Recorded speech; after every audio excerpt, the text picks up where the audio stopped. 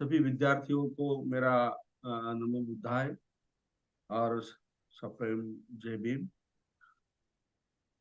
आज कल ही हमने अपना क्लास किया और आज दोबारा हम क्लास लेने जा रहे हैं। आज का जो क्लास जो है आज हम शुरू करने जा रहे हैं। तो कल हमने जो सीखा, मतलब कल हमने उकारांत शब्द जो है भिक्खु, ऐसे बहुत सारे शब्द होते हैं पाली भाषा में उकारांत। तो हमने कल अ, भिक्खु शब्द जो हमने देखा, उकारांत भिक्खु शब्द हमने देखा। तो उसी तरह पाली भाषा में बहुत सारे शब्द होते हैं और है। तो वो शब्द जब हमारे वाक्य में आएगा, लिखने में आएगा, बोलने में आएगा, तो उसको कौन से प्रत्यय लगाने हैं, प्रथमा विभक्ति से लेकर सप्तमी विभक्ति तक कौन से प्रत्यय लगने वाले हैं और लगाना चाहिए, यह हमने कल सीखा।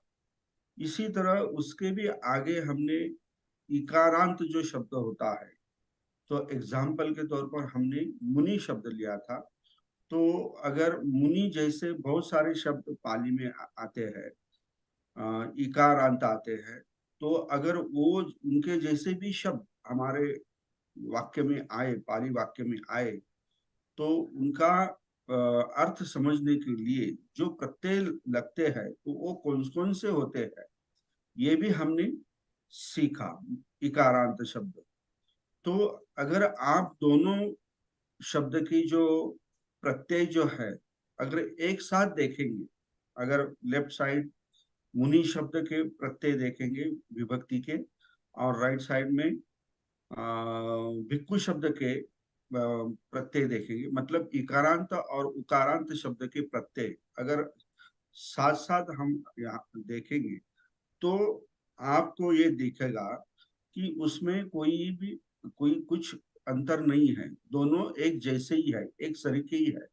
सिर्फ बदल जो है वो प्रथमा विभक्ति अनेक वचन में है, और वो अनेक वचन में क्या है, मुनि मुनि इकारांत शब्द का क्या होता है, वो एक बार जो शब्द है वो होता है, मतलब लेकिन वो दीर्घ होता है, और उसे दूसरा शब्द जो है उसको यो जुड़ जाता है, यो प्रत्यय जो है वो जुड़ता है। लेकिन यो प्रत्यय जोड़ने के वक्त उसका जो इकारांत भाव जो है, मतलब स्वर जो है, मुनि शब्द का इकारांत जो भाव है या स्वर है, तो उसका लोप हो जाता है, मतलब उसको निकाल दिया जाता है, नष्ट किया जाता है, और यो प्रत्यय जोड़ दिया जाता है, तो वो मुनयो हो जाता है। तो इसी तरह भिक्खु का भी ऐसे ही होता है, भिक्खवो। तो भिक्खु का ऊ जो है वो निकाल दिया जाता है, तो सिर्फ धिक्क रहता है, और उसे ओ जोड़ दिया जाता है। ये दोनों चेंजेस जो है ये सिर्फ प्लूरल में है, मतलब अनेक वचन में है, बहुवचन में, इतना ही सिर्फ आपको चेंज करना है। और अगर देखें तो सारे प्रथमा विभक्ति से सप्तमी विभक्ति तक सारे जो प्रत्यय है दोनों में एक जैसे ही है। तो अगर आपका मुनि शब्द का जो अगर प्रत्यय आपका अपना मतलब आपने ध्यान में रखा, तो भिक्खु शब्द का जो प्रत्यय है वो भी आपको ऑटोमेटिकली ध्यान में आ जाएगा। तो ये दोनों का मैंने आपको प्रत्यय कैसे ध्यान में रखना है ये मैंने आपको सिखाया। इससे भी आगे हमने अकारांत शब्द के प्रत्यय जो है, बुद्ध शब्द हमने एग्जाम्पल के तौर पर लिया था, तो उसके भी हमने देखे हैं प्रत्यय। तो इसी तरह हमने तीन शब्द, मतलब तीन स्वर जो है इसके प्रत्यय हमने देखे हैं। वो है अकारांत, इकारांत और उकारांत। तो ये तीनों ही जो स्वर जो है, स्वरांत है जो है, तो ये ह्रस्व है, मतलब छोटा बोलते हैं ना, छोटा वाला। तो वो तीनों भी शब्द है, ये क्या है, स्वर है, ये रस्व है। मतलब अ, रस्व ई और रस्व उ। तो इसी तरह हम पूरा जो चार जो है हमारे, जो स्वर जो है, जो आठ स्वर जो है, अ आ ई रस्व, उ रस्व, ई दीर्घ और उ दीर्घ, और ए और ओ, ये जो स्वर मैंने शुरुआत में आपको जो पढ़ाए थे, तो ये जो अंत जहाँ पे आता है, जिस शब्द को आता है, स्वर का अंत आता है, ये सारे पुल्लिंग में, स्त्रीलिंग में और नपुंसकलिंग में नाम के बारे में हमें ये पढ़ना है, जानना है। तो हमने अभी तक तीन ही स्वर अंत के शब्द हमने देखे हैं, तो वो है अकारांत, इकारांत और उकारांत।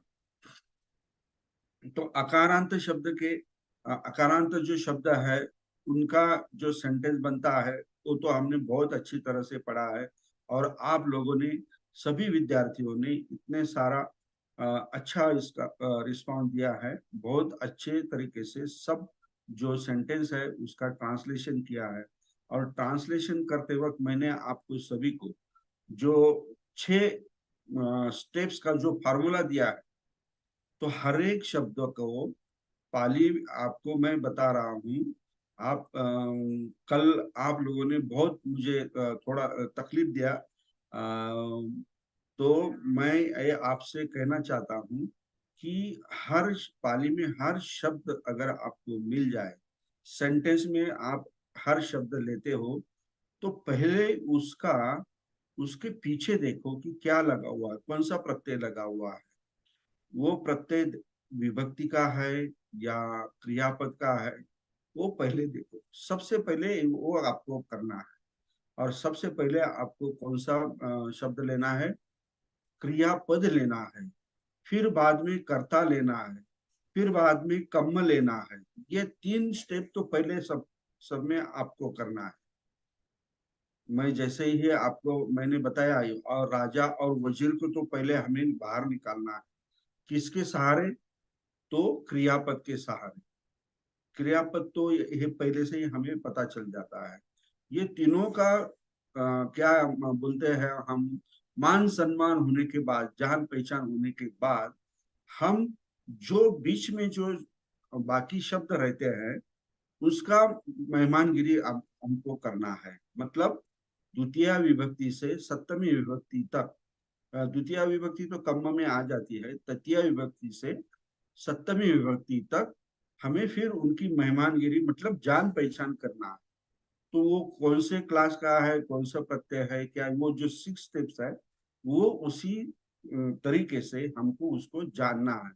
और वो जानने के बाद उसका ट्रांसलेशन हमें करना है। तो ये जो मैंने प्रक्रिया बताई है, ये अलग आप आजीवन, मतलब जब तक आप पाली के सानिध्य में हो और पाली सीखना जानते हो, चाहते हो, तो ये स्टेप्स तो आपको करना ही है। ये स्टेप्स करते करते करते अगर आपको सब कुछ आने लगा, तो फिर ये स्टेप जो है वो बार बार दोहराने की कोई जरूरत नहीं पड़ेगी। जैसे कि हम साइकिल चलाते हैं, तो जैसे साइकिल चलाते, पैडल मारते मारते मारते, तो हर बार पैडल मारने की कोई जरूरत पड़ती नहीं। पैडल अगर रुक भी गया, तो साइकिल चलती रहती है, मतलब आपको वो गति प्राप्त हो जाती है। तो इसी तरह जो मैं आपको नियम देता हूँ या नियम बताता हूँ या कुछ सिखाता हूँ, तो वो आप दोहराते रहिए, उसका पठन करते रहिए।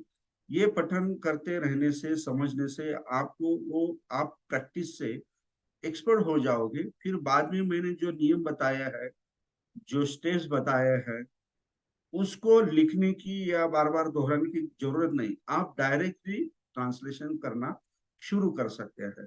इतना सीधा सा, सिंपल सा, ये पाली में जो आपको रवैया अपनाना है, ऐसा करना है सीखने के लिए। ये मैं क्यों कर रहा हूँ, अगर आप इस तरीके से नहीं जाएंगे, तो आपको ये पाली सीखना बहुत कठिन लगेगा। और कठिन लगने के बाद क्या होता है पता है, लोग एक तो छोड़ देते हैं, नहीं तो कंफ्यूजन में पड़ जाते हैं, या उसका तिरस्कार करने लगते हैं। तो मैं ये नहीं चाहता। आप जो 115-20 लोग यहाँ पे मेरे सामने बैठे हैं, तो इनको पूरा एक भी नहीं छूटना चाहिए। इनको पूरा पाली मुझे सिखाना है, और आपको भी सीखना है। चाहे मैं आप आप पर कोई आपकी गलती हो तो मैं डांटूंगा भी और समझूंगा भी, लेकिन मुझसे नाराज नहीं होना। मैं जो डांटूंगा तो आपके भले के लिए ही डांटूंगा। तो ये करते करते हमें अच्छे तरीके से 100 में से 15, 20, 30, 40 लोग जो है अच्छी तरीके से तैयार करना है। और बड़ा प्रोजेक्ट जो है, बड़ा प्रोजेक्ट, इस माध्यम से जो प्रगति धम्म जो ग्रुप है, इस धम्म के ग्रुप से माध्यम से हमें बहुत बड़ा टास्क जो है काम हाथ में लेना है। और वो है ट्रांसलेशन करना, और वो ट्रांसलेशन मराठी में करना है। तो आपकी मदद तो मुझे ही लगेगी, और आप मेरी भी आपको मदद लगेगी। ये जो नहीं हुआ काम जो है अब तक सालों से, वो काम करने की मेरी इच्छा है, और आपका सहयोग मुझे चाहिए। ये काम करके ही हम जाएंगे, ऐसा निश्चय अगर आपने किया तो कोई दिक्कत या कोई मार हमें रोक नहीं सकता। तो सभी विद्यार्थियों को मेरी विनंती है, तो ये जो मैं बार बार कहता हूँ, ये धम्म का कार्य पवित्र काम है। सीखना, पाली सीखना मतलब आप कोई पैसा कमाने के लिए नहीं सीख रहे, या कोई नौकरी करने के लिए नहीं सीख रहे, या कोई अपना पंडित्य जो है वो किसी को दिखाने के लिए नहीं सीख रहे। तो आप अपना और समाज का भला करने के लिए सीख रहे हैं। तो ये पवित्र काम है। बुद्ध को समझना है तो पाली को समझना चाहिए, पाली लैंग्वेज को समझना चाहिए। तो ये बाबा साहब का अधूरा जो काम जो है, ये हमें पूरा करना है। क्योंकि मैं समझता हूँ हर क्षेत्र में हमने बाबा साहब की दिए हुए दिशा से हम गए तो हमारा भला ही हुआ। लेकिन दुर्भाग्य से बाबा साहब जल्दी चल बसे।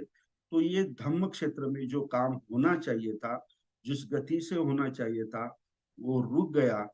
अगर बाबा साहब को सही मायने में सही दिल से अगर श्रद्धांजलि हम अर्पण करते हैं, तो ये धम्म का काम जो है पाली भाषा सीखकर हम जल्दी से जल्दी पूरा करेंगे, और समाज के आगे रखेंगे। तो ये पुण्य का काम जो है हम करने जा रहे हैं। तो आपका सहयोग सबको मुझे जरूरी है। तो आज हम यहाँ से अभी हमारा जो इकारांत जो शब्द जो है, मुनि शब्द है, उसके उदाहरण और उकारांत की उदाहरण मैं आपको आज सिखाने जा रहा हूँ। कल हमने एक दो उदाहरण दिए, लेकिन बहुत सारे साथियों को उसका ट्रांसलेशन करना नहीं आया। तो आज मैं वो उसको रिपीट करूंगा, और अच्छी तरह से तीनों अकारांत, इकारांत और उकारांत शब्द के एग्जाम्पल सराव जो है हम आज करेंगे। मैं अपना जो शेयर स्क्रीन है वो शेयर कर रहा हूँ। Yes yes yes. ओके, क्योंकि थैंक यू बहुत थैंक जुड़े नहीं है। यू। हाँ हाँ, ठीक है। Thank you thank you. अभी देखेंगे हम इकारांत जो शब्द है, इकारांत, ये जो है ह्रस्व है, ह्रस्व इकारांत है।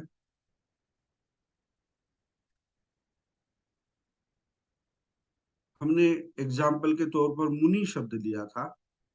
तो बहुत सारे शब्द आपने देखे, जैसे कि रवि है, गिरी है, ऐसे शब्द हमने देखे।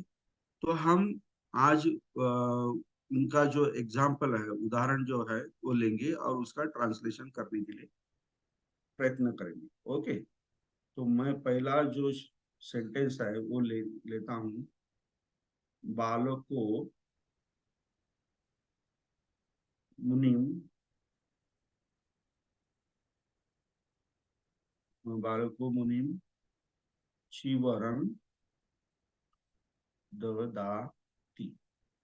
ओके। तो यहाँ पे देखिए, जो इकारांत शब्द का कौन सा है यहाँ इस वाक्य में, ये मुनि है शब्द है, मतलब ये सब नाम है। मुनि ये नाम है और ये ह्रस्व इकारांत शब्द है, मुनि है। तो अभी इसका मतलब क्या हुआ, मुनिम, ये मुनिम यहाँ पे लिखा है, तो इसका क्या मतलब हुआ, इस चिवर का मतलब क्या हुआ, ये ददाती का मतलब क्या हुआ, और बालकों का मतलब क्या हुआ, ये हमें अभी देखना है। तो जैसे ही मैंने अभी कहा कि सबसे पहले आपको क्रियापद को ढूंढना है, तो ये क्रियापद मैंने लिखा। इसका जो मूल शब्द जो है वो आपको ढूंढना है। तो ये जो टी जो है, आपको पता होना चाहिए कि ये प्रत्यय है वर्तमान काल का। तो ददा, ये जो ये निकाल देने के बाद, टी प्रत्यय निकाल देने के बाद ये जो ददा रहता है ये मूल है। लेकिन ये ददा मूल नहीं है, तो सिर्फ दा है। तो कुछ ग्रामर के कुछ और नियम के वजह से ये दा जो है सिंगल सिलेबल वो डबल हो जाता है, वो तो बाद का व्याकरण है। लेकिन इसका मूल शब्द जो है वो क्या है, दा है। दा का मतलब देना। ओके। और इसमें बाद में देखेंगे हम, टी ये क्या है, प्रत्यय है। प्रत्यय कौन सा है, टी है। और वचन क्या है, वचन क्या है, एक वचन है। और काल कौन सा है, वर्तमान काल है। ओके, वर्तमान काल है। और पुरुष कौन सा है, पुरुष कौन सा है, प्रथम पुरुष है।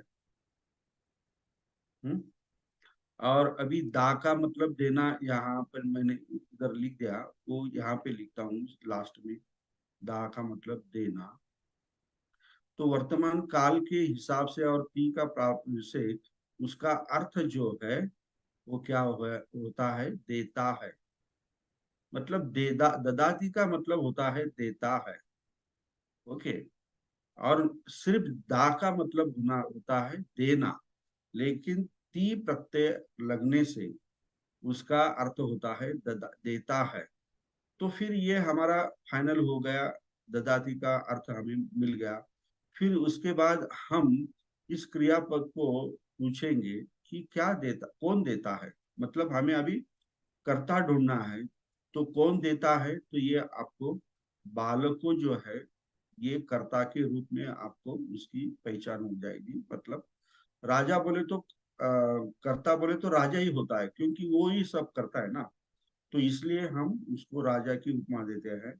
तो बालको ये जो है, तो बालक ये मूल शब्द क्या है, मूल शब्द यहाँ पे बालक है। और बालक अगर हमने शब्द निकाल लिया तो आखिरी में, लास्ट में, अंत में कौन सा प्रत्यय लगा हुआ है, यहाँ पे प्रत्यय ओ प्रत्यय लगा है। और उसका विभक्ति जो है, पहले वचन लेंगे हम, इसका वचन जो है वो है एक वचन। और फिर विभक्ति जो है, विभक्ति, इसकी विभक्ति जो है पठमा विभक्ति। और इस विभक्ति का अर्थ, विभक्ति का अर्थ जो है वो क्या है, करता है। तो हम करता है तो हम क्या सोचेंगे इस शब्द के बारे में, बालक के बारे में, तो वो खुद क्रिया कर रहा है। मतलब एक्शन वो खुद कर रहा है, ये हमें जानना चाहिए, ये हमें समझना चाहिए। ओके।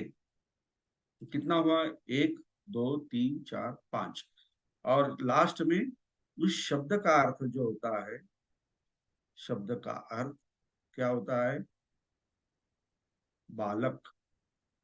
बालक, बालक नहीं, हम मुलगा या लड़का, इसका अर्थ लेंगे। लड़का या मुलगा, या लड़के ने, या मुलाने, ऐसा हम इसका ट्रांसलेशन करें। इसी तरह ये जो राजा है, कर्ता जो है, इसका हमने मेहमानगिरी की, उसका आदर स्वागत जान पहचान लिया। फिर जो वजीर जो रहता है कि जो राजा के साथ में रहता है, वो हमें ढूंढना है। तो दूसरा क्वेश्चन हम क्रियापद को कर पूछेंगे कि क्या हमें किसको देता है, ये जो कर्ता जो है किसको देता है या क्या देता है, किसको देता है। तो बालको मुनि क्षीवरं ददाति। तो यहाँ पे दो ये दिख रहे हैं अनुस्वार। तो इससे हमारी कंफ्यूजन हो सकती है, लेकिन हम देखेंगे कि ये अभी दोनों में से कौन सा कर्म है, मतलब कर्म है। तो देखिए, बालक बालको मुनि चीवरं ददाति। ओके, तो कौन देता है? बालक देता है। क्या देता है? चीवर देता है। किसको देता है? मुनि को देता है। तो हमें हमें अभी कंफ्यूजन होगा कि ये मुनि कम्मा है या चीवर कम्मा है। तो हम यहाँ देखेंगे कि चीवर जो शब्द है ये नपुंसकलिंग है।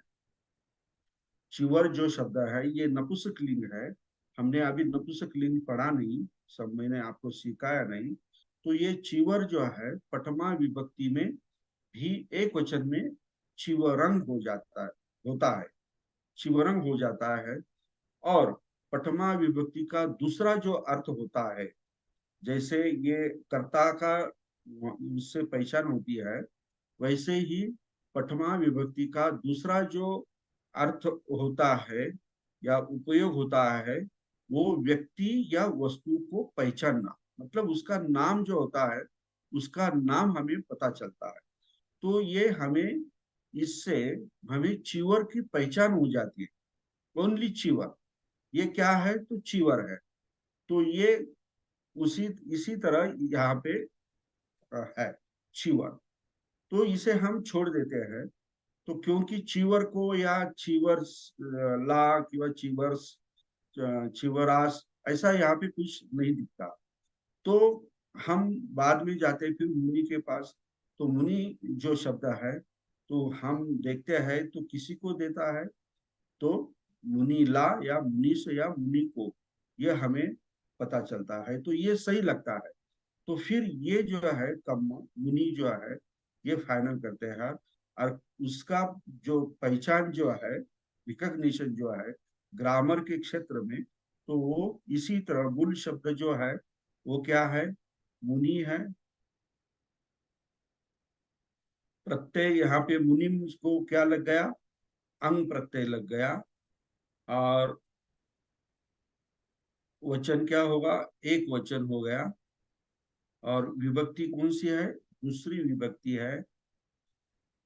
और विभक्ति का अर्थ क्या होता है? स या ला होता है। और शब्द का अर्थ क्या होगा? मुनि ला या मुनि स या मुनि को।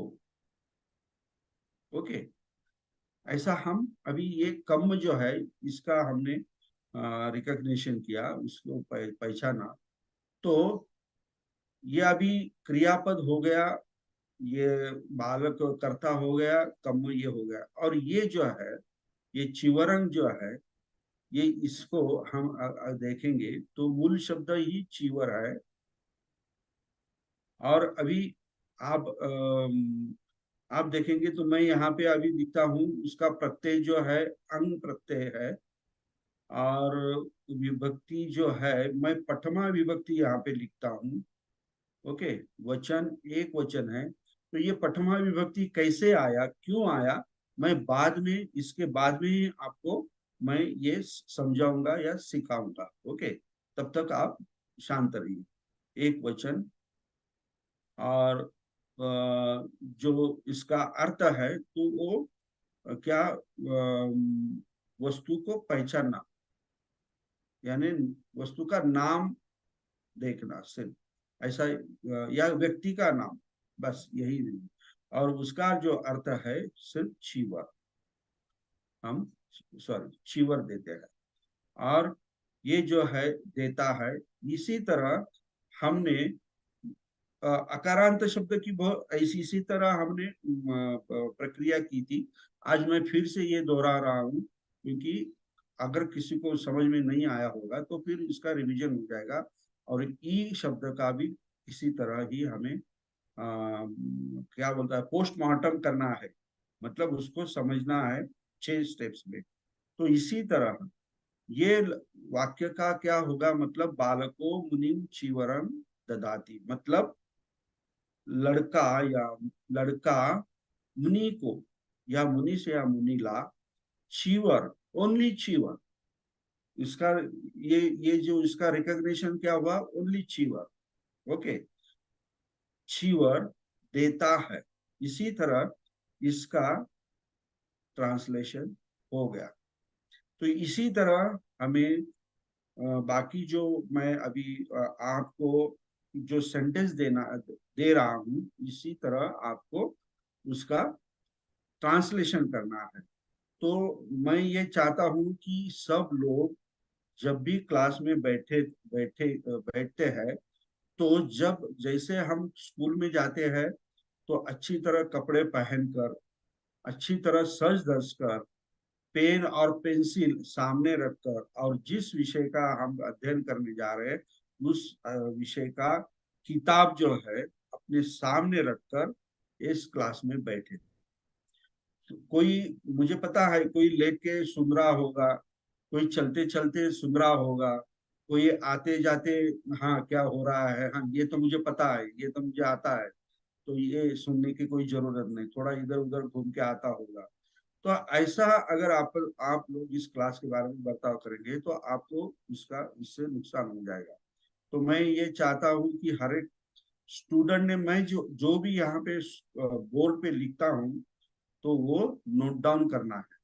तो इसी तरह ये जो वाक्य जो है मैंने जो जो लिखा है वो आप कृपा करके लिख लीजिए।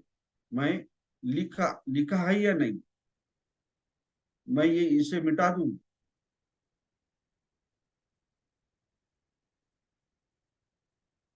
हेलो। जी सर। Okay okay. मी स्क्रीनशॉट काट।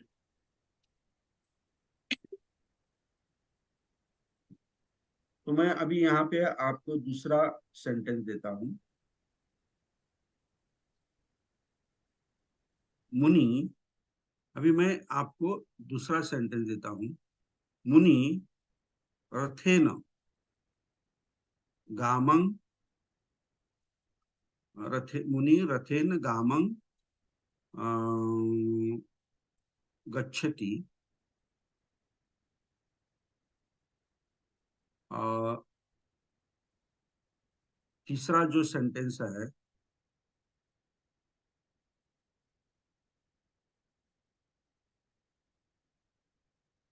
ये अभी तीसरा जो सेंटेंस है, ये बालको, जो मैंने अभी लिया था, बालको रविंग रविंग चक्खू, ये चक्खू तो अभी बाद में लेंगे उसे। रविंग, बालको रविंग पश्यति, बिल्कुल सीधा ये है। चौथा जो है ये जो है,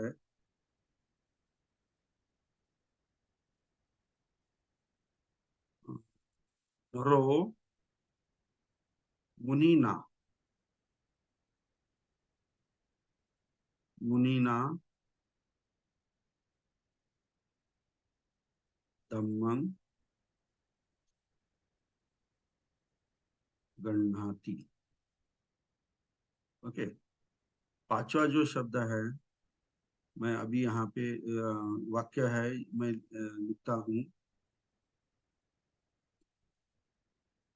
नरा मुनि मुनिस्स,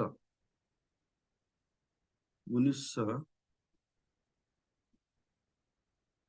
उदकं आहरति। ओके, आहरंती, सॉरी, यहाँ पे आहरंती है, आहरंती है। तो ये चार वाक्य मैंने यहाँ पे लिखे हैं। तो यहाँ पे जो मैंने आपको इकारांत शब्द सिखाया है, तो इसका अभी आपको ट्रांसलेशन करना है। मुनिं रथेन गामं, सॉरी, ये मुनि, ये निकाल देना चाहिए।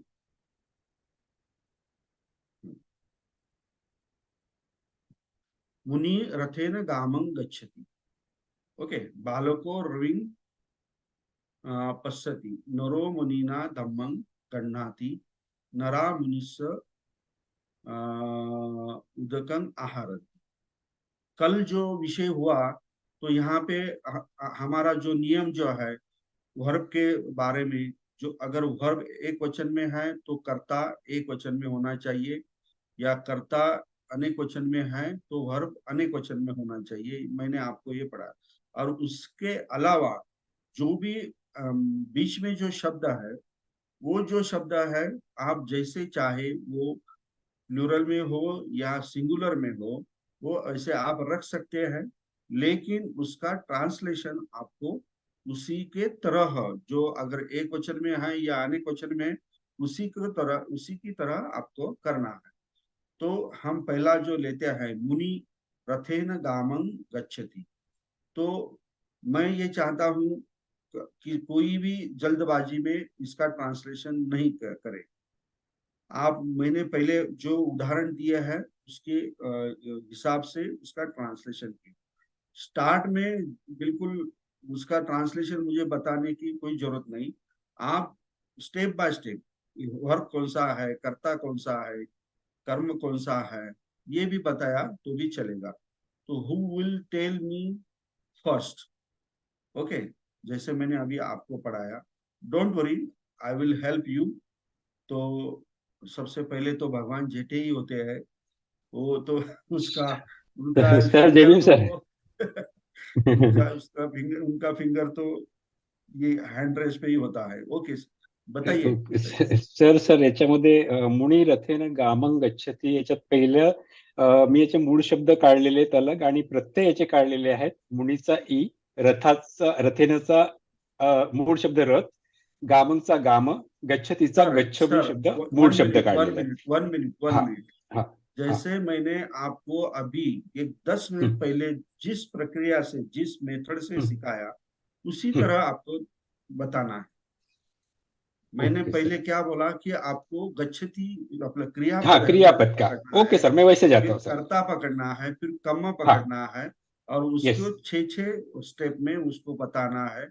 वो बताने के बाद बीच में जो बाकी के जो शब्द है, उससे हमें लेना है, और उसको भी 6 स्टेप में हमें ये करना है। मतलब ओके उसको सर. जान पहचान करना है, और उसके बाद में हमें क्या करना है, उसका वाक्य का ट्रांसलेशन अर्थ करना बताने का. ओके है। Okay sir. तो ओके। हाँ पहले स्टार्ट करूं सर. तो हाँ पहले इस हाँ। वाक्य का पहले मैं पकड़ूंगा क्रियापद कौन है. तो यहाँ पे लास्ट में जो गच्छति है वो क्रियापद है, क्योंकि इसको ती प्रत्यय लगा हुआ है, और इसका वचन में देखूंगा, ये एक वचन में आता है, ये प्रथम पुरुष में है, ये क्रियापद है, और इसका अर्थ है जातो, जाने. दूसरा जाने मैं नहीं, इसको पूछूंगा. इसका हाँ. अर्थ जातो अभी. ऐसा ही है, हाँ. जाने हाँ, नहीं। ये गच्छती धरलं तर जातो, आणि गच्छ जातो, तर जाणे. हा, आता गच्छ जातो याचा धरलं अर्थ तर सर, जाण, गच्छती, जाणे, जाणे. गच्छ हा, धरलं तर ओके. जाणे, गच्छती म्हटलं तर जातो। ओके। हा सर, याला प्रश्न विचारला की कोण आहे, कोण जातो, तर करता जातो. तर करता कोण असेल. मग आपण इथे शब्द बघितला की मुनी हा एक वचन आहे, आणि हा पठमामध्ये येतो आहे. तो पठमामध्ये जो असेल तो करता. तर हा मुनी करता हा मला पक्का फिक्स झालेला आहे. आता याच्यानी मग मी विचारेल की कशाने जातो आणि कुठे जातो. आता हा कुठे जातो, तर मग मी जाईल याचा द्वितीयामध्ये कोण आहे, कर्म कोण दाखवेल, कर्म द्वितीयामध्ये दाखवतं. तर जो शब्द आहे गामंग, गामंग हा याचा गाम हा मूळ शब्द आहे, त्याला अंग हा प्रत्यय लागलेला आहे, हा एक वचन मध्ये आहे, द्वितीय एकवचन हा कर्म आहे, म्हणजे गावाला याचा अर्थ असा होईल. आणि मग राहील की हा कशाने चालला, तर हा थर्ड म्हणजे जशी आपली सेना आहे शेवटची, बाकी सगळे रिलेटिव्ह लग्नाला आलेले, रथेन. रथेन याचा येन हा प्रत्यय लागलेला आहे, तो एकवचन मध्ये आहे आणि हा तृतीयामध्ये विभक्तीमध्ये आहे. याचा अर्थ झाला रथाद्वारे. तर मग मी याला शेवटचा मी याचा अर्थ करतो, तर मुनी रथाद्वारे गावाला जातो. Very good, nice.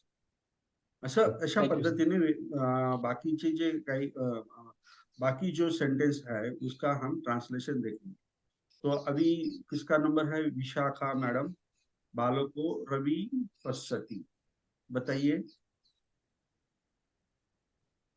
Unmute Vishakha madam.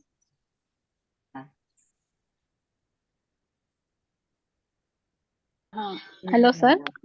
हाँ बोलिए. हाँ, बालको रविंग पश्यति. तर याच्यात आहे क्रियापद पश्यति, मूळ शब्द आहे पश्य, त्याला प्रत्यय लागला आहे ती, आणि हे वचन आहे एक वचन, आणि काळ आहे वर्तमान काळ, आणि पश्य म्हणजे त्याचा अर्थ आहे पाहणे. पुलिस आणि पुलिस. हा, पुरीस, पठम पुरीस. Very good, very good. एक वचन. मग त्याच्यानंतर कोण पाहतो, तर कर्ता आहे बालको, मूळ शब्द आहे बालक, त्याला प्रत्यय लागला आहे ओ, त्याचं वचन आहे एक वचन, आणि विभक्ती आहे पठमा विभक्ती, आणि बालकोचा अर्थ आहे मुलगा. तर मग काय बघतो, तर रवी. तर रवी आहे कर्म, म्हणजे मूळ शब्द आहे रवी, त्याला अंग प्रत्यय लागला आहे, म्हणजे ही आहे द्वितीय विभक्ती म्हणजे कर्म. आणखी काय राहिलं, त्याचा अर्थ होतो सूर्य. तर त्याचा पूर्ण अर्थ येईल मुलगा सूर्याला बघतो. Good good good, very nice. Next Archana Mendhe. Sir, गण हा धातू आहे, क्रियापद आहे, त्याला ती प्रत्यय लागलेला आहे, ते एक वचन आहे, आणि ते एक वचन वर्तमान काळातलं आहे क्रियापद, आणि पठम पुरुष आहे, आणि याचा अर्थ होतो पकडणे. आणि मग हा ग्रहण करणे. ग्रहण करणे म्हणजे स्वीकार करणे. गणण्याचा अर्थ काय आहे? स्वीकार करणे, म्हणजे घेणे. बर. आणि याला विचारलं की कोण घेतो, तर आपल्याला कर्ता मिळतो. कर्ता आहे नर. नर हा म्हणजे आहे, म्हणजे मूळ आहे नर, आणि त्याला ओ प्रत्यय लागलेला आहे, नरो. हा एक वचन आहे, विभक्ती आहे पठम विभक्ती, अर्थ आहे म्हणजे मनुष्य.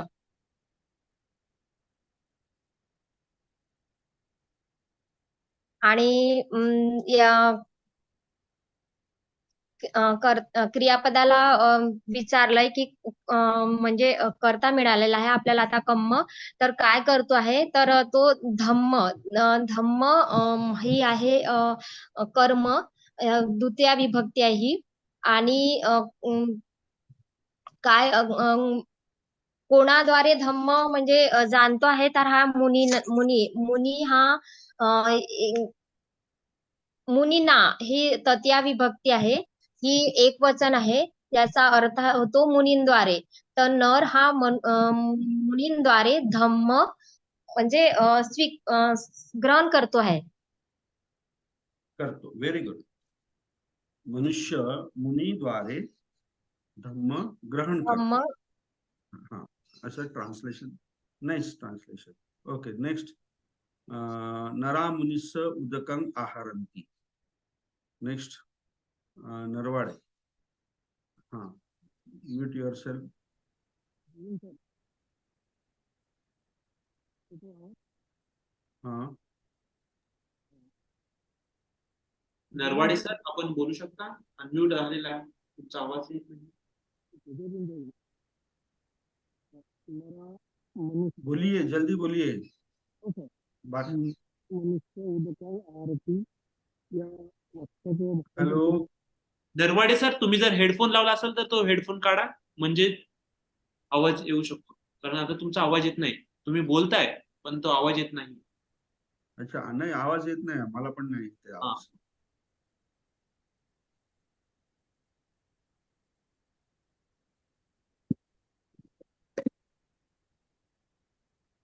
हेलो.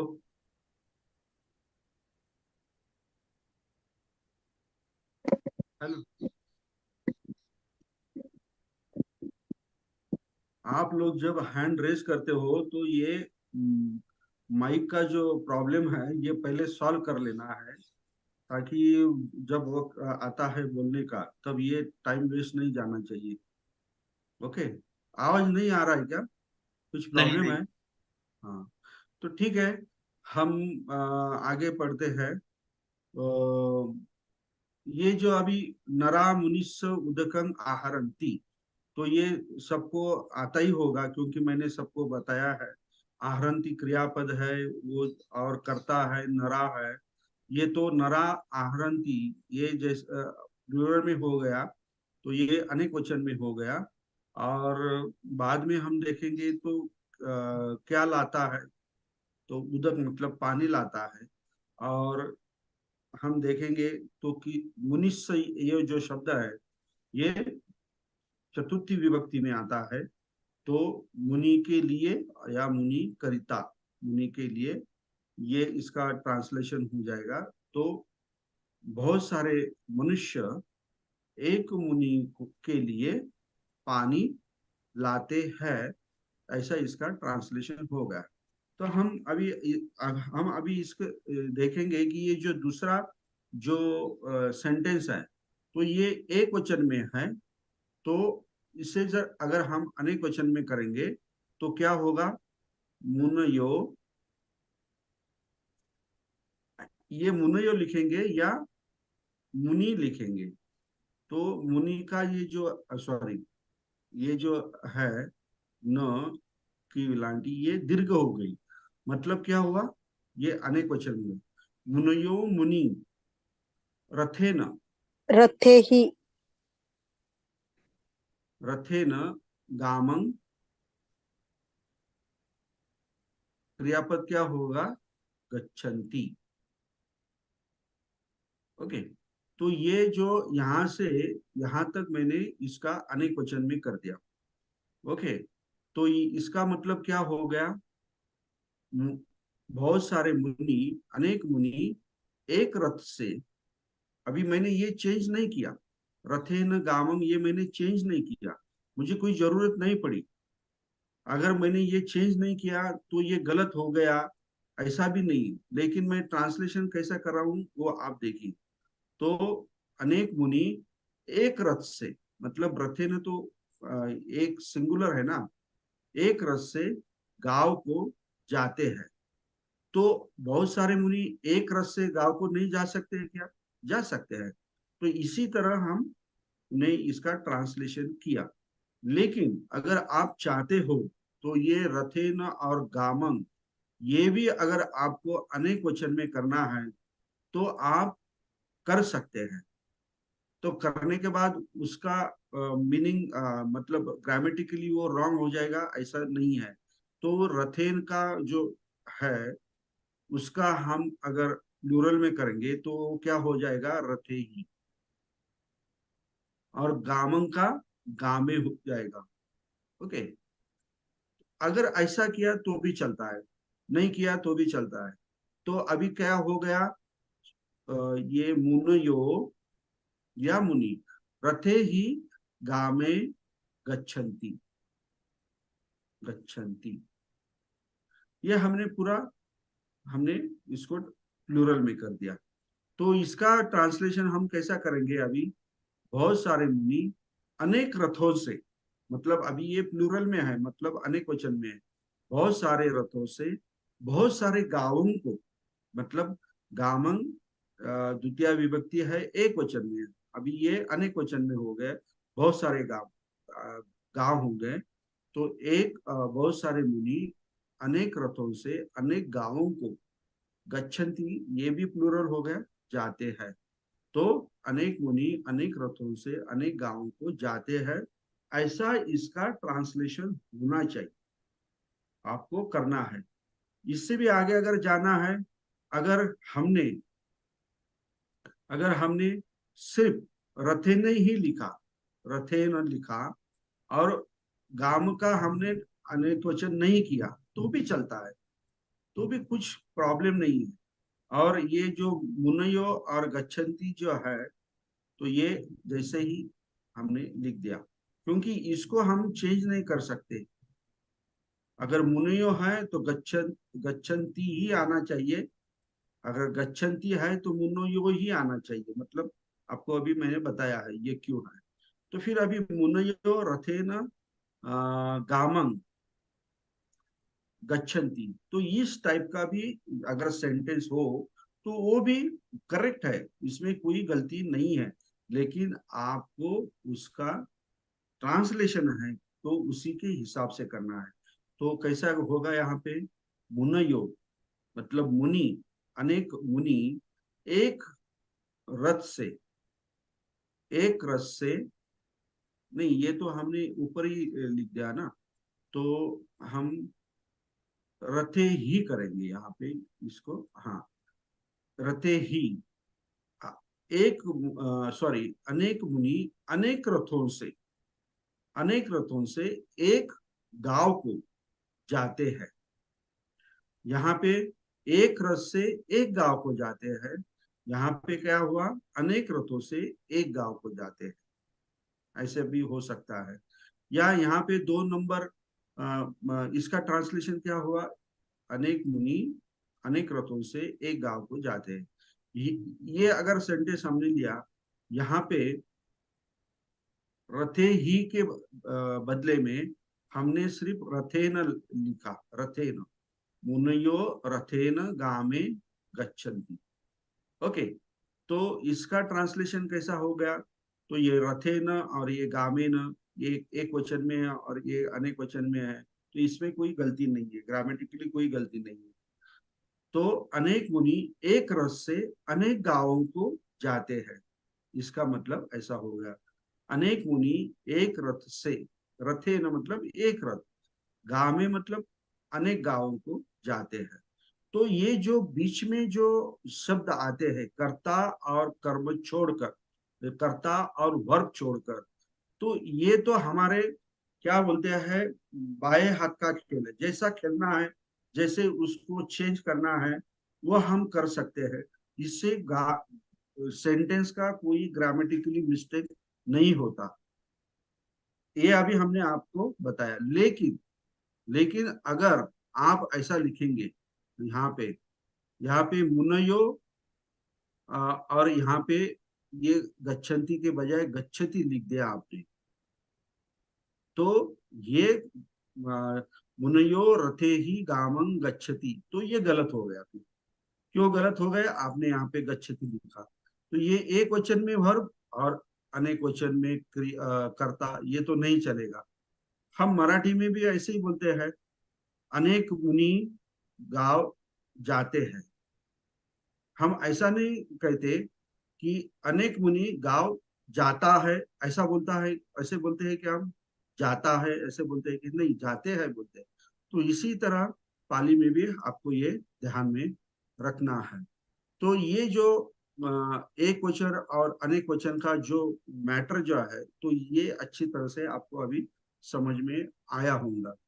तो इसका हम भविष्य काल कर सकते हैं, और इसका भूतकाल भी कर सकते हैं, और इसका हम विद्यार्थ भी कर सकते हैं। तो इसी तरह हमने ये पिछले क्लास में भी हमने पढ़ा है। तो दूसरा जो वाक्य है, 3rd नंबर, बालको रवि पश्यति, तो इसी तरह इसको भी हम क्या करेंगे, अनेक वचन में कैसा हो जाएगा, बालका रवि पश्यन्ति, मतलब बहुत सारे लड़के एक सूर्य को देखते हैं, एक सूर्य को देखते हैं। ओके। और अगर इसी वाक्य को हम भविष्य काल में करेंगे तो क्या होगा? बालका रविं पश्यन्ति,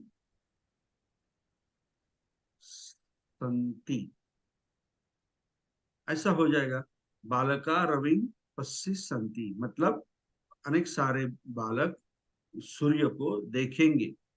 जैसे मुले सूर्याला पहाना, इसका मीनिंग ऐसा हो जाएगा। और यही वाक्य जो है ये अतीत काल में यानी भूतकाल में करेंगे तो क्या हो जाएगा? बालका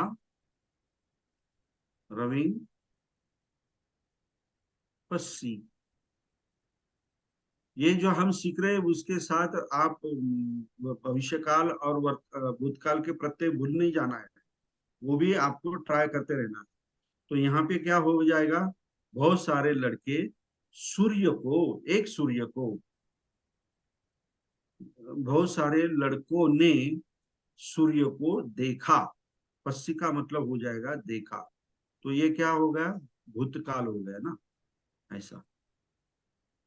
और अगर इसे हम विद्यार्थ में करें, विद्यार्थ जो हमने सीखा है, तो उसका क्या होगा? बालका रविं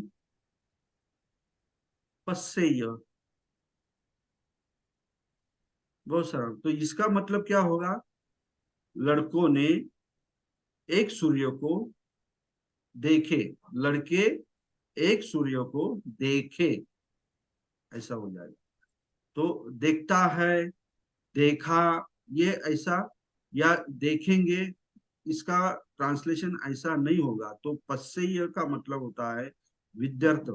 तो हम उस विद्यार्थ का कब क्या सोचते हैं, इसका मीनिंग कैसा है? तो संभावना या रिक्वेस्ट जो होती है, या अगर ऐसा जो 3-4 टाइप की जो मीनिंग है उसके, तो वो हम देखें। जैसे झूठ ना बोले, सच बोलिए, खाना खाइए, खाना खाना चाहिए, खाना खाना चाहिए, ये इसमें नहीं आता। तो देखे, सोचे, इस तरह की जो वाक्य है तो ये विद्यार्थ में भी आते हैं। तो लड़कों ने, अनेक लड़कों ने सूर्य को, लड़के अनेक सूर्य को देखे, तो ये विद्यार्थ में हो जाएगा। तो ये पश्यन्ति, पश्य, ये पश्य, मैंने सब ये सारे जो सेंटेंस है ये प्रथम पुरुष में हमने देखा। देखिए कैसे एक वाक्य से हम बहुत सारे सेंटेंस बनाते चले जा रहे हैं जो हमने सीखे हैं। ये सब पश्यन्ति, ये क्या है? प्रथम पुरुष, क्योंकि इसका क्रियापद जो है प्रथम पुरुष में है। पश्य ये बोले तो ये भी प्रथम पुरुष है भूतकाल का।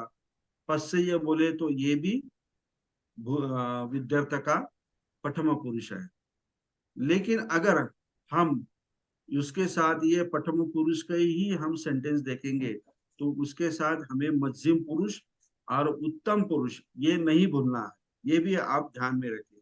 तो यही वाक्य हम मध्यम पुरुष में कैसे लिखेंगे,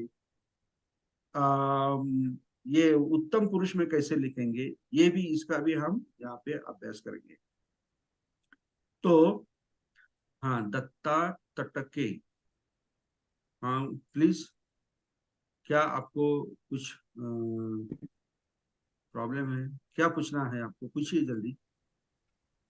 हाँ सर, ये शेवटचं वाक्य ना, बालका रविं पश्येय, हाँ बालका रविं पश्येय है कि पश्येयु हाँ, होना चाहिए सर? यूं यूं यूं होना चाहिए। वेरी गुड, पश्येयुं, ये यस सर। इसका मतलब जो मैंने आपको क्या कर्ता और वर्ब का जो रिलेशन है, एग्रीमेंट, ये जो बताया, ये आपको अभी सही मायने में समझ में आया है। Very nice Yes, sir. Correction by Datta Tatke, congratulation. अभी मैं कभी कभी ये Thank you. लिखने में मेरा Thank you, sir. अगर भूल भी हो गई तो आपको उसको करेक्ट करना है, and you are always welcome. ऐसा नहीं सोचना है कि मैं अभी कैसे बताऊं सर को, तो कभी कभी मेरा भी गलती हो सकती है लिखने में, लेकिन आपको वो क्या बोलते हैं, ध्यान रखनी है। ओके विशाखा मैडम, अभी और कोई मिस्टेक है बताएंगे आप? हाँ हाँ विशाखा मैडम।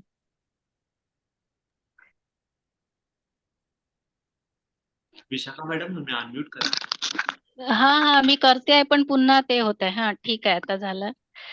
तर हे बालका रविंग भूतकाळातलं जे वाक्य आहे त्याला पस्सिन्सू लागेल ना, इन्सू. वेरी गुड, पस्सिन्सू। यस, पस्सिन्सू, क्योंकि यहाँ पे बालका जो है ये अनेक वचन में है, तो क्रियापद जो है वो अनेक वचन में रहेगा। और कोई एक मिस्टेक है आपको दिखती है कोई? Very nice. और अभी किसी का हैंड रेज नहीं, ओके। तो अभी हम चलते हैं प्रथम पुरुष से मध्यम पुरुष चलते हैं। ओके, तो मध्यम पुरुष में कैसा ये जो बालका रवि पश्चित संति या बालको रवि पश्यति, इसका मध्यम पुरुष में कैसा हो जाएगा? तो आपको पता है मध्यम पुरुष में जो कर्ता होता है वो क्या होता है, एक वचन में, एक वचन में वो क्या होता है, त्वंग होता है। मध्यम पुरुष एक वचन में, ओके। तो त्वंग ये करता है, और ये रविंग जो है, ये रविंग, ये मैंने कर्म जैसा है वैसा ही लिखा। और अभी यहाँ पे वर्ब जो है, ये वर्ब जो है हमारा चेंज हो जाएगा। तो वो कैसा होगा, कर्ता अगर मध्यम पुरुष में है तो वर्तमान काल में कर्ता एक वचन में है, तो मध्यम पुरुष एक वचन में कौन सा प्रत्यय लगेगा, पश्च को, पश्च सी प्रत्यय लगेगा। ओके, पश्च सी, त्वंग रविंग पश्च सी। ओके, तो क्या होगा, तू सूर्य को देखता है, ये वर्तमान काल हो गया। ओके, एक मिनट, बैटरी ये हो गई लो।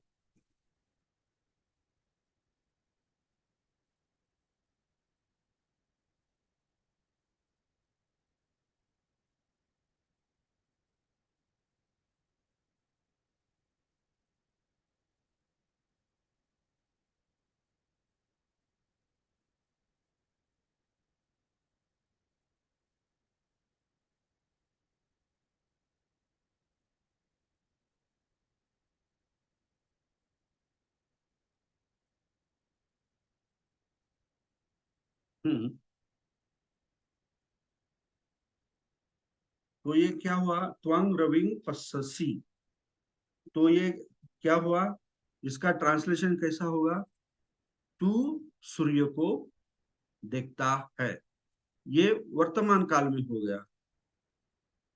इसे ही हम अगर, इसे ही हम अगर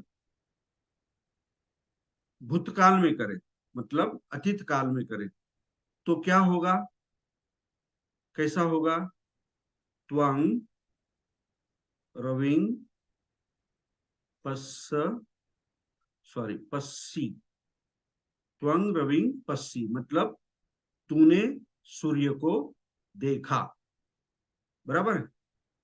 क्योंकि हमारा भूतकाल का जो है ई और इम, यह है इंसु, इत्थ और इम। ओके, ये प्रत्यय है। तो मध्यम पुरुष जो है, तो यहाँ भी ई है एक वचन में, त्वंग रविंग पश्ची, ये भूतकाल में हो गया। और भविष्य काल में क्या होगा, त्वंग रविंग क्या होगा, पश्चिस ससी, पश्चिस ससी। ओके, मतलब तू रवि को तू रवि को देखेगा, ऐसा इसका मतलब हो गया। ये सब मध्यम पुरुष की जो प्रत्यय जो है वो आपको देखना है। ये वर्तमान काल में सी है, भूतकाल में ई है, और वर्तमान काल में इस सी ये प्रत्यय लगा है। तो ये भी आपको भूलना नहीं है, ये मैं रिवीजन कर रहा हूं, तो ये भी आपको भूलना नहीं है। और अगर इसी को ही,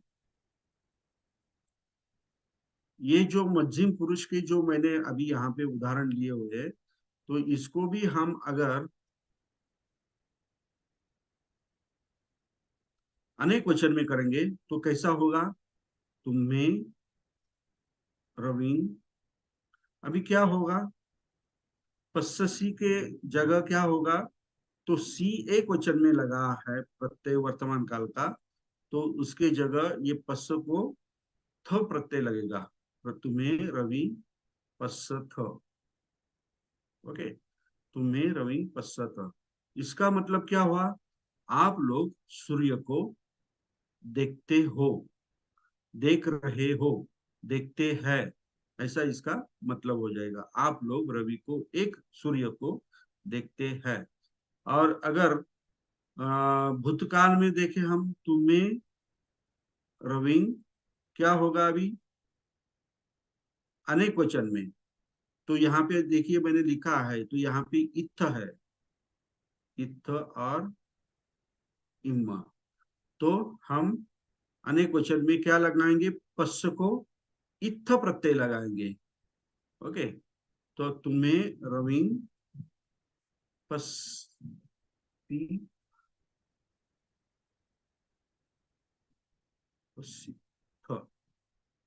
ओके, सॉरी यहाँ पे डबल स है, पस्सिथ। ओके, तुम्हें रवि पस्सिथ, मतलब आप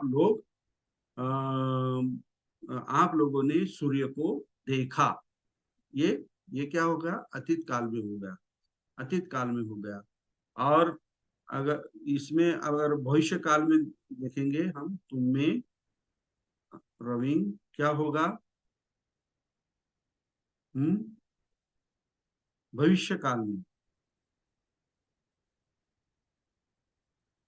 पस्सी, हाँ बोलिए माधुरी मैडम। पच्चीस,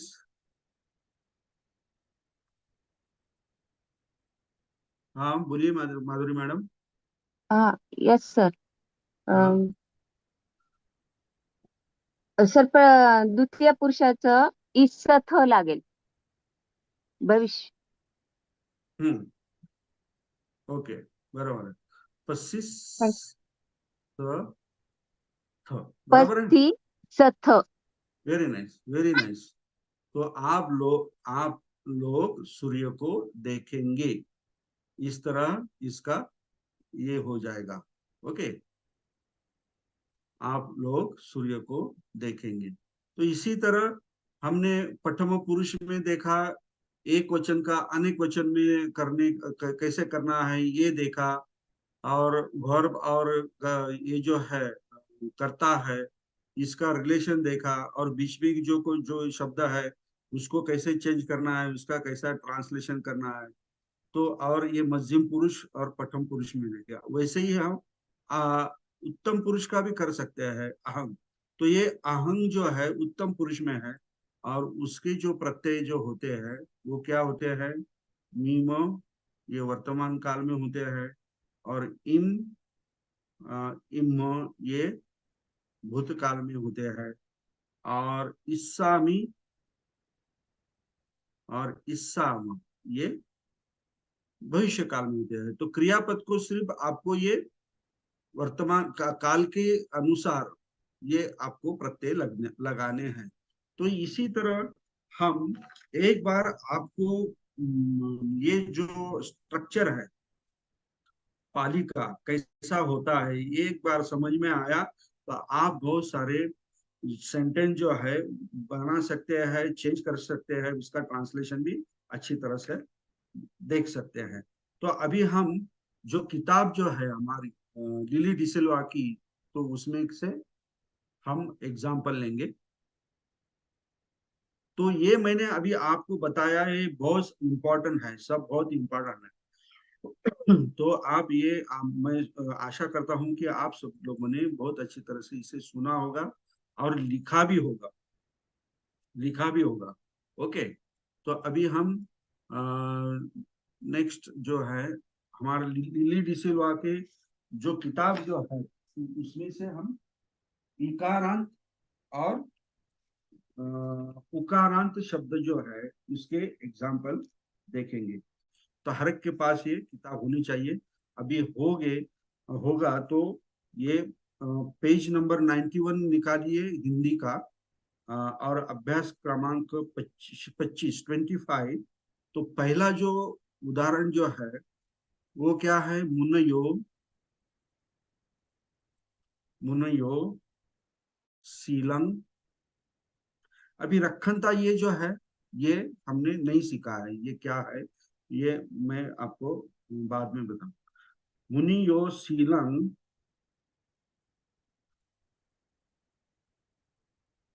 रखंती, मैं उस हमारे हिसाब से मैंने उस वाक्य को चेंज कर दिया।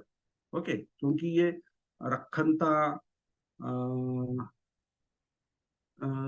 ये जो है आपको पता नहीं है। ओके, तो मुनियो सीलंग रखंती और गिरिम्मी गिरिम्मी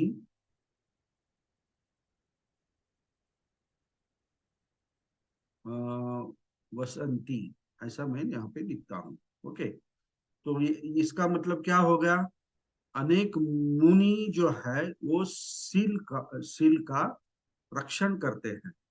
ओके, अनेक मुनि सील का रक्षण करते हैं। और यहाँ पे दूसरा क्लॉज लिया, गिरिम्मी वसंती। अभी यहाँ पे देखिए गिरी जो है ये शब्द जो है ये यहाँ पे गलत लिखा है, गिरी मी, ऐसा यहाँ पे होना चाहिए। तो ये गिरी जो है ये क्या है, इसका मतलब है पर्वत होता है, पर्वत। लेकिन गिरी जो है इकारांत शब्द है, तो ये इकारांत शब्द है तो इसे भी प्रत्यय लगा हुआ है। तो ये कौन सी विभक्ति हो गई, कौन बता सकता है कौन सी विभक्ति हो गई, गिरिमी इकारांत। जैसे मुनि के हमने देखे, हाँ नंदा जादव मैडम, हाँ बताइए, गिरिमी।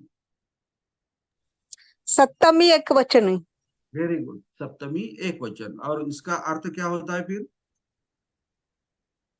पर्वतावर, पर्वतामध्ये, पर्वताखाली। Yes yes yes, good good.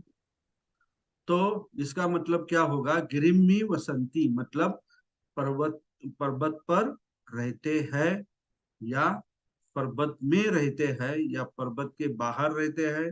जो भी आपको जो अच्छा लगे उसका हम ट्रांसलेशन कर सकते हैं। ओके, अभी दूसरा जो सेंटेंस है हम लेते हैं, आचार्येण आचार्येण सद्धिम।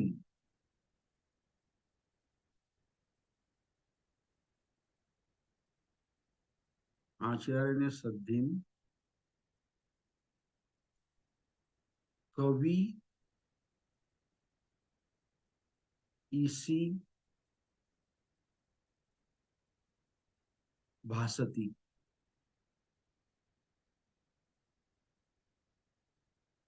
यस, तो यहाँ पे देखिए कैसा ये वाक्य है, कवि और इसी ये दो है। हाँ, तो कवि इसी आचार्य न सद्धिम भासती, ऐसा भी मैं लिख सकता हूँ। यहाँ ये जो वाक्य है ऐसा भी लिख सकता हूँ, कवि इसी मतलब कवि और इसी। तो मैं यहाँ पे च लिख देता हूँ। आपके च का मतलब होता है और, मतलब आणी, आणी च का मतलब होता है कवि इसी च आचार्येन सद्धिम, आचार्येन सद्धिम भासती। ओके, तो यहाँ पे देखिए ये जो कवि और इसी जो है ये इकारांत शब्द है, इकारांत शब्द है और ह्रस्व इकारांत है। दोनों को जो कवि और इसी, ई जो है ह्रस्व लगा हुआ है। कवि इसीच आचार्येन सद्धिम भासति। ओके, अभी ये जो ऐसा करेंगे, अभी क्या होगा, कवि और इसीच ये दोनों भासंती हो जाएगा। तो ये मैं यहाँ पे करेक्शन कर रहा हूँ, ये इसीच ये कटी कर देंगे। ओके, कवि आचार्येन सद्धिम भासति, ये सिंपल सेंटेंस आपके लिए अच्छा रहेगा। ओके, तो इसका मतलब क्या होगा, कवि आचार्येन सद्धिम भासति, तो कवि आचार्य के साथ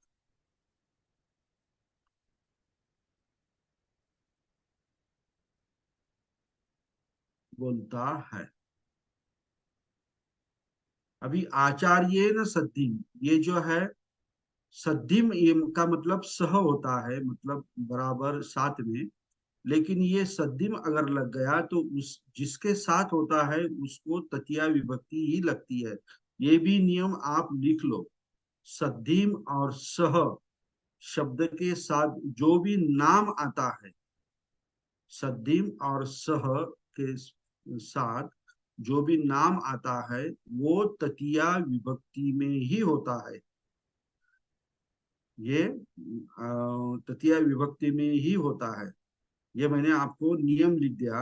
अभी इसके बारे में कोई किसी ने सवाल नहीं करना है। अगर आपने लिखा नहीं तो ये फिर आपकी गलती है, और ध्यान में रखना है सद्धिम और सह, ये जो दो शब्द है इसका मतलब होता है साथ होना। ये जो पाली शब्द है सद्धिम और सह, इसको अगर हमें लिखना है तो उसके साथ जो नाम आता है वो तृतीया विभक्ति में ही आता है। ओके, चाहे वो फिर एक वचन में हो या अनेक वचन में हो। अभी यहाँ पे आचार्य एक वचन में है तो एक आचार्य के साथ, अगर आपने लिखा आचार्य ही मतलब अनेक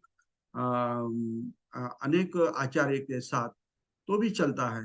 तो एक कवि अनेक आचार्यों के साथ बोलता है, ऐसे भी ट्रांसलेशन हो सकता है, इसमें कोई गलती नहीं।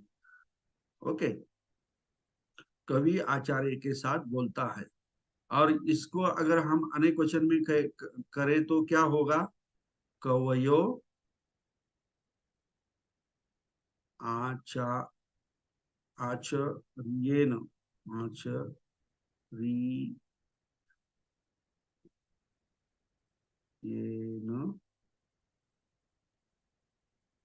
सद्धिम,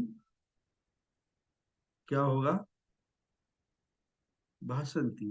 अभी ये तो आपके लिए तो बहुत सादा और सिंपल हो गया, आपको सबको अभी ये पता है। ओके, तो अनेक कवि एक आचार्य के साथ बोलते हैं, ये हो गया। अभी तीसरा जो वाक्य है सेंटेंस, भूपति, भूपति असीना, भूपति असीना अरिंग, अरिंग मारेसी। ये मारेसी आपको जरा थोड़ा डिफिकल्ट जाए क्योंकि ये भूतकाल का दूसरा रूप है, तो ये मैंने आपको पढ़ाया नहीं। तो मैं यहाँ पे लिखता हूँ भूपति असीना हनंती करता हूँ, हनती, हनति करता हूँ। हनति का मतलब होता है नष्ट करना, हन का मतलब होता है नष्ट करना। ओके, तो अभी इसका क्या हो जाएगा, इस सेंटेंस का मतलब क्या हो जाएगा, हनति ये तो क्रियापद है नष्ट, और ये वर्तमान काल एक वचन में है तो नष्ट करता है, हो गया। अभी मैं फास्ट ले रहा हूँ, अभी आपको सबको ये पता हो गया है कैसा करना है। हनति, तो कौन हनति, तो भूपति हनति, ये तो कर्ता हो गया। मतलब भूपति का मतलब होता है राजा। ओके, और किसको नष्ट करता है, कर्म अभी हमें देखना है, कर्ता हो गया कर्म। तो अरि, अरि का मतलब होता है दुश्मन। ये देखिए ये इकारांत शब्द है और उसको अनुस्वार लगा हुआ है। ओके, अरिम, तो दुश्मन को, दुश्मन को, शत्रु को, शत्रु भी उसका मतलब शत्रु को, तो ये हो गया क्या बोलते हैं, कर्ता हो गया, कर्म हो गया। अभी ये असीना जो है, इसमें हम देखते हैं यहाँ पे ना प्रत्यय लगा हुआ है। अगर ये ना प्रत्यय हमने निकाल दिया तो क्या शब्द हो रहेगा, असी शब्द हो रहेगा। तो असी का मतलब होता है तलवार, तलवार। ओके, असी का मतलब तलवार। अभी ये असी इकारांत रस्व इकारांत है, तो हम देखेंगे कि ये ना प्रत्यय लगा हुआ है, तो हम ढूंढेंगे कि ये इकारांत शब्द में ना प्रत्यय कौन से विभक्ति में है। तो वो देखा तो हमें पता चलता है कि वो तृतीया में है और एक वचन में है। और तृतीया का अर्थ होता है चा द्वारा या चा मार्फत, मतलब उसके द्वारा होता है। तो फिर ये अर्थ इस असी को, तलवार को हमें लगाना है, तो कितना आसान हो जाता है। देखिए, राजा मतलब ये करता है, भूपति, राजा तलवार से या तलवार के द्वारा, अरिंग मतलब दुश्मन को, शत्रु को नष्ट करता है, नष्ट करता है। इसका ये मतलब हो गया, भूपति असीना अरिम हनति। कितना आसान है। अगर इस तरीके से आप करते रहेंगे तो आपको कोई तकलीफ नहीं आएगी। ओके, अभी हम सातवां सेंटेंस नंबर 7। ओके, अतिथिनं ओदनं अग्गिं जालेसी। तो अभी ये पचंती और ये जो शब्द है जालेसी, ये आपके लिए मैंने पढ़ा है नहीं, मैं आपके हिसाब से मैं इसको अभी चेंज करता हूँ। तो यहाँ पे मैं इत्थि स्त्रीलिंग शब्द भी हमने नहीं पढ़े हैं, तो मैं यहाँ पे लिखता हूँ पुरीस, तो लिखता हूँ इत्थि के लिए पुरीसो अतिथिनं, अतिथिनं, सॉरी, यहाँ पे हमें ये अतिथिनं ओदनं, ओदनं पचति, ये ऐसा मैंने आपको एग्जाम्पल दिया। ये एग्जाम्पल भी आप लिख लीजिए सब, और मैं जैसे बताता हूँ यहाँ पे लिखता हूँ वो लिख लीजिए, ताकि आपको बाद में कोई कठिनाई नहीं हो। पुरीसो अतिथिनं ओदनं पचति। ओके, तो क्या है, पचति का मतलब होता है पका, पकाता है। ये पकाते हैं नहीं लिखा मैंने, क्योंकि मुझे मालूम है कि ये ती एक वचन का है, पकाता है। और पुरीसो, ओके, तो ये कर्ता हो गया, मतलब पुरुष। ओके, क्या पकाता है, तो ओदनंग पकाता है, मतलब भात पता, चावल, चावल। ओके, अभी ये जो अतिथि नंग, ये जो बाकी शेष शब्द है उसको हम देखेंगे। तो अतिथि का मतलब होता है मेहमान होता है। ओके, लेकिन यहाँ पे मूल शब्द क्या है, अतिथि। तो ये अतिथि नंग जो है, तो ये नंग जो है ये प्रत्यय है, और अगर उसको हम निकाल दे तो वो क्या, ये नंग प्रत्यय, ये ध्यान में रखे कि ये अनेक वचन में है, इकारांत शब्द अतिथि के, तो वो अनेक वचन में होने के कारण उसका दीर्घ हो गया है। अतिथि का जो वेलांटी है वो दीर्घ हो गया है, लेकिन मूल शब्द हम लिखेंगे तो कैसा लिखेंगे, ऐसा ही लिखेंगे, अतिथि मतलब मेहमान। ओके, मेहमान यानी गेस्ट बोलते हैं ना हम। हाँ, ओके, तो अतिथि नंग, अभी ये नंग प्रत्यय है, तो ये कौन से विभक्ति में है, तो हमें पता चलता है ये चतुर्थी में भी है और छठी में भी है, और ये अनेक वचन में है, अनेक वचन में। और इसका छठी और चतुर्थी विभक्ति का अर्थ क्या होता है, पहला चतुर्थी का चा के लिए होता है, मराठी में चा करता, छठी में चा ची छे, और हिंदी में का, की, के, ऐसा हो सकता है। तो हम कैसा देखेंगे, पुरुषो अतिथिनं ओदनं पचति, मतलब इसका मतलब होता है एक पुरुष अतिथिनं अनेक मेहमानों के लिए, चतुर्थी का अगर हम इस्तेमाल करें तो एक पुरुष अनेक अतिथियों के लिए भात मतलब चावल चावल पकाता है, ऐसा इसका ट्रांसलेशन हो जाएगा।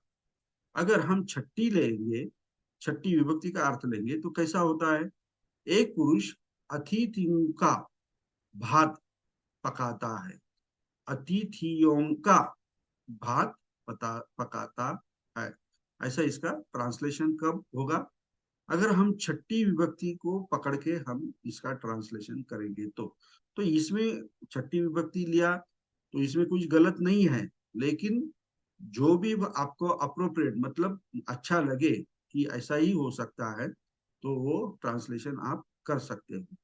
ओके, अभी मैं आपको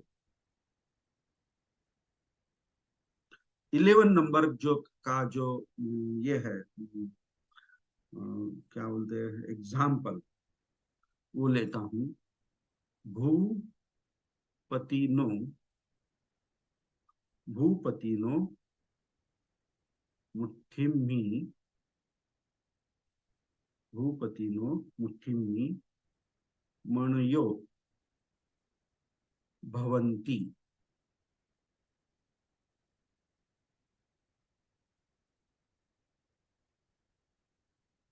भवन्ति, ओके, ये है हमारा वाक्य। तो अभी भवन्ति ये क्रियापद है, तो इसका ये अंति आ गया तो फिर हमें पता चल गया कि अनेक वचन है, अनेक वचन है। ओके, अनेक वचन है तो इसका अर्थ होता है निर्माण होते हैं, निर्माण होते हैं या उत्पन्न होते हैं, या उत्पन्न होते हैं, ऐसा हम देखेंगे। हाँ, भवती तो क्या क्या उत्पन्न होता है, पहला हमें कर्ता तो ढूंढना है, क्या उत्पन्न होता है। तो यहाँ पे हम अगर देखेंगे भूपतिनो मुट्ठिम्मि मणयो, तो ये मणयो मणि जो शब्द है, मणि जो शब्द है, इससे ये मणयो शब्द तैयार हुआ है। मणि का मतलब होता है मणि, मणि मणि जो ऐसा खड़े जैसा रहता है ना, खड़ा रहता है ना, उसको जेम्स या वगैरह बोलते हैं ना, वो मणि। तो ये मणि का अनेक वचन हो गया, मनयो हो गया, क्योंकि ई का लोप हो गया और यो यहाँ पे जोड़ दिया। तो इससे हमें पता चलता है यो जोड़ने से कि ये जो एक मणि नहीं है तो अनेक मणि है। तो मणयो भवंती मतलब बहुत सारे मणि उत्पन्न होते हैं। ये ट्रांसलेशन सिर्फ मणयो भवंती का मैंने किया। तो अभी हम चलते हैं दूसरा, जो दूसरे शब्द है भूपति नो और मुट्ठिम्मि। तो हम देखते हैं भूपति नो, अभी यहाँ पे नो प्रत्यय है, भूपति ये मूल शब्द है। तो हम देखेंगे कि ये नो जो प्रत्यय है कौन सी विभक्ति में है, तो हमें पता चलता है कि वो चतुर्थी विभक्ति में है और छठी विभक्ति में है। तो चतुर्थी विभक्ति का हम अगर अर्थ लगाएंगे तो भूपति के लिए और भूपति के करिता वगैरह जो है वो ओके। छठी लिया तो भूपति के या भूपति का या भूपति की, ऐसा चा ची चे ऐसा उसका मीनिंग हो जाएगा। और मुट्ठी में अगर लेंगे हम मुट्ठी शब्द, तो मुट्ठी का मतलब होता है ये मुठ हमारा होता है ना, ये है। तो यहाँ पे मी प्रत्यय लग गया है, मुट्ठी ये मूल शब्द है, तो ये सप्तमी में है। मी प्रत्यय जो है एक वचन इकारांत का सप्तमी में है, तो फिर ये मुट्ठी शब्द को मी लग गया तो मुट्ठिम्मि शब्द हो गया, और सप्तमी विभक्ति के अनुरूप उसका ट्रांसलेशन क्या हो गया, मुठ में, मतलब हाथ में, या हाथ तो नहीं लेकिन मुट्ठी में, मुट्ठी में, ऐसा इसका ट्रांसलेशन हो गया, मुट्ठी में, मुट्ठी में। और भूपतिनो अगर हम चतुर्थी लेंगे तो कुछ ठीक से उसका ट्रांसलेशन नहीं होगा, तो किसकी मुट्ठी हम सेंस हम कर सकते हैं कि राजा की मुट्ठी। तो यहाँ पे छठी विभक्ति हम लगाएंगे, राजा की मुट्ठी में। मन योग तो हम देखते हैं अनेक मणि, उसका ट्रांसलेशन है अनेक मणि। और भवंती का हमने देखा है निर्माण होते हैं, उत्पन्न होते हैं। तो निर्माण होते हैं हम लेते हैं ये। ओके, तो राजा की मुट्ठी में अनेक मणि निर्माण होते हैं या उत्पन्न होते हैं, ऐसा इसका ट्रांसलेशन हो गया। तो इसी तरह जैसे मैंने आपको अभी इकारांत का जो अभी बहुत सारे ट्रांसलेशन दिए, एग्जाम्पल लिए, इसी तरह उकारांत का भी हम देखेंगे अगले क्लास में, उसके भी उदाहरण लेंगे। तो इसमें कोई बहुत सारी कठिनाई नहीं है, कोई मतलब आप ऐसा मत सोचे कि ये हमें आएगा या नहीं आएगा, जमेगा या नहीं। तो ये मैंने जैसे आपको सिखाया है, पढ़ाया है, उसको सिंसियरली आप उसको पढ़े। जब भी क्लास होता है ना, उसी दिन उसी रात को ये सब रिवीजन करना, क्योंकि पाली का ऐसा होता है, एक दिन में अगर एक दिन में आप याद करेंगे तो 50% याद रहता है, 2 दिन में याद करेंगे तो 25, और 3 दिन में तो पूरा चला जाता है याद से, और 5वें दिन में तो क्या पढ़ाया, क्या होगा, क्या हुआ, ये तो पता ही नहीं चलता। तो ये पाली का ये जो कैरेक्टरिस्टिक्स है, इससे बच के रहना है। तो जिस दिन क्लास होता है ना, उसी दिन उसको दोहराते रहना चाहिए और हमारा होमवर्क करते रहना चाहिए। तो आप ये जो पार्ट मैंने दिया है अभी, part number sorry page number 91, यहाँ की जो भी आपको सेंटेंस करने आते हैं वो आप होमवर्क के लिए कीजिए।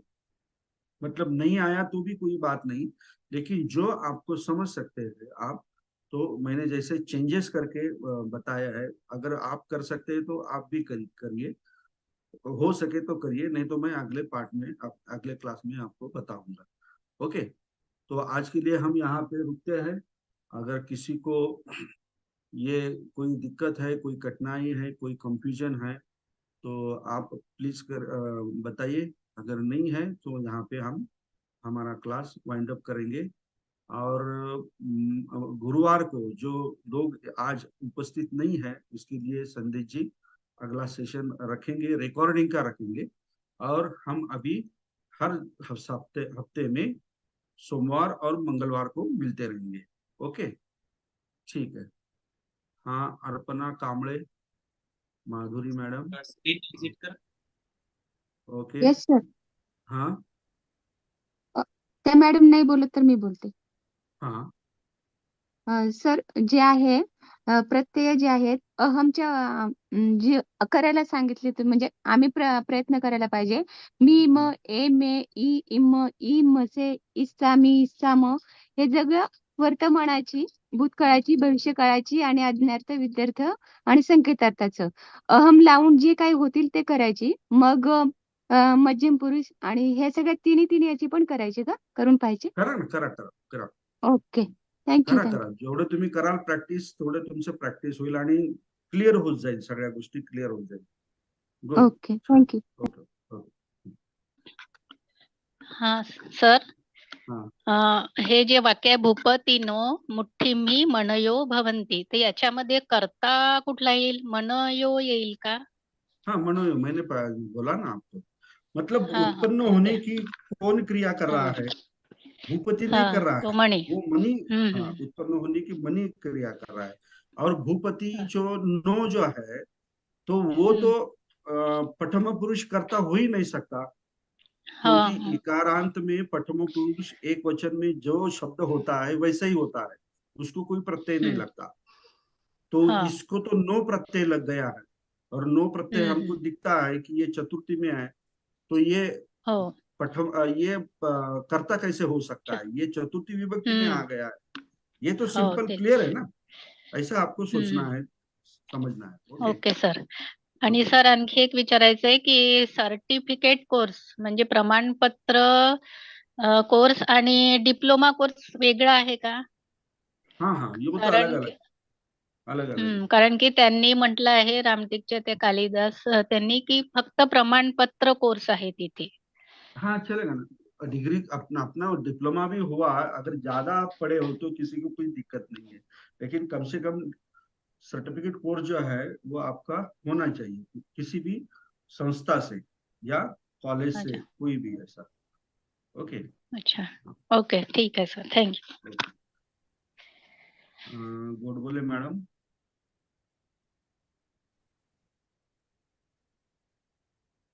हा. आता ते वाक्य सांगितलंय तुम्ही, मुनी रथेन गामं गच्छन्ति बालको रवी पसंती, म्हणजे याचे मग हे वाक्य कसे लिहायचे मग आपण आता म्हणजे मला नाही फोड कळलं करून? कसे लिहायचे.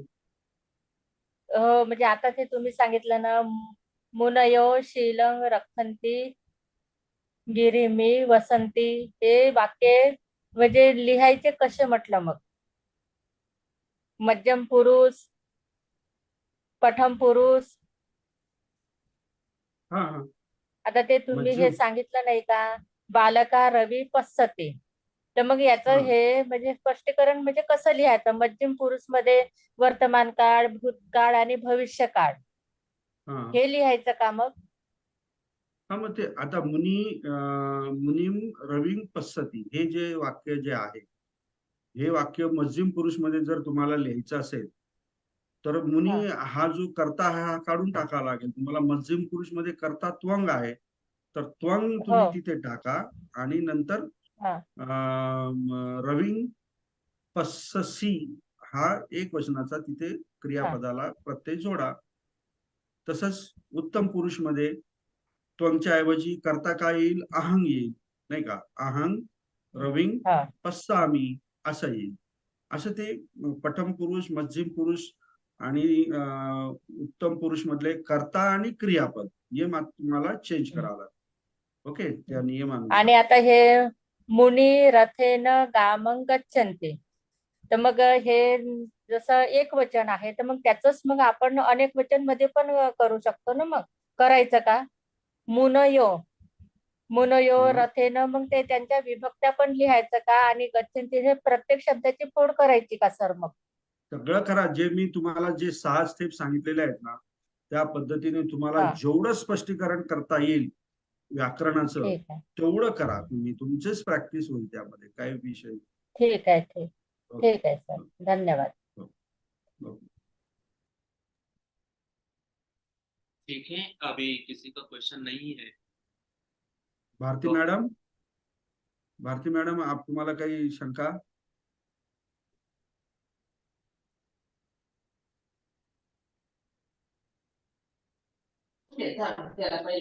हॅलो, जय भीम सर. हा, जय भीम. नाही सर, काही सांगता नाही मला. ओके ओके, समजलं ना? काही कन्फ्युजन नाही ना? काही डाऊट वगैरे नाही काही? नाही समजतं. Okay okay. आणखी कोण आहे? मला थोडे काही विद्यार्थी जे आहेत तिथे मला थोडे ओळखीचे वाटले बरेचसे जण. वंदना मॅडम. तसंच एक थँक्यू. सरांचं पुस्तक आहे बुद्धवंदनांचं, सगळे गाथांचं एक्सप्लेनेशन आहे, पण सरांनी काही सांगितलेलं नाहीये. बरोबर ना सर? तुमचं एक पुस्तक हा आहे ना? हा, एक पुस्तक आहे विशुद्धी पाठ. हो हो, विशुद्धी पाठ म्हणून नावाचं पुस्तक आहे. ते बहुतेक माहिती आहे साळू सरांना. वंदना मॅडम. हॅलो हॅलो, जय भीम सर. हा बोलिए. सर मला हा, जय मला असा एक प्रश्न होता की आपण द्वितीय जसं मुनीच्या चार्ट मध्ये मुनी मुनयो असं म्हणतो, म्हणजे एक वचन मुनी आणि एक वचन मुनी मुनयो म्हणतो ना. हम्म, मग तसं द्वितीयामध्ये मुनी आणि एक वचन मध्ये आणि अनेक वचन मध्ये मुनी मुनयो परत आहे, जसं हो बरोबर. प्रथमामध्ये तसं. मग ते सेंटेन्स मध्ये करताना मग आपल्याला म्हणजे जेव्हा द्वितीय पण होऊ शकते, प्रथमा पण होऊ शकते, असं होऊ शकते का कधी? होऊ शकते, होऊ शकते. बरोबर. मग ते आपल्याला वाचल्यानंतर मग ते लक्षात येईल की हा नेमका अनेक वचनातला प्रथमा विभक्ती आहे का द्वितीय विभक्ती आहे. ते बरेच उदाहरणामधून मग कळेल. ते आपण प्रॅक्टिस करू. मला तुम्ही पुढच्या क्लासमध्ये हा विषय आठवण करून द्या की सर, अनेक वचनामध्ये द्वितीय विभक्तीचा इकारांत शब्दाचे हे घ्या, एक्झाम्पल घ्या. मग मी हो तुम्हाला सर 2-4 एक्झाम्पल देईन, त्यावरनं तुमच्या लक्षात येईल. छान, ठीक यू आहे पॉइंट सर आउट हो दिस व्हेरी नाईस. हो सर